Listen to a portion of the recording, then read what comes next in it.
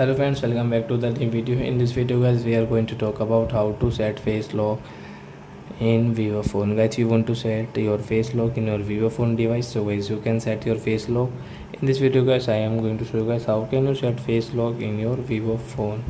So guys, now let's see how to set face lock in Vivo phone. So friends, first of all open your phone setting to set face lock.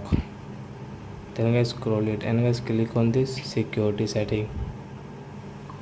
And guys click on this face, and guys you have any pin password pattern, so guys enter your pin password pattern and guys start to add.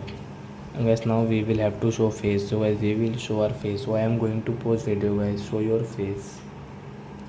So friends, after show face guys, you can see this registration guys complete 100%. Guys click on this OK option, and guys now you can see guys we have this face lock. Then guys you can open your phone to show your face. So I hope friends you have understood how to set face lock in Vivo phone. So that's it guys, thanks for watching my video. Now we will meet on next video with new topic. Before going guys, please go and like my video, subscribe my channel. Bye bye friends.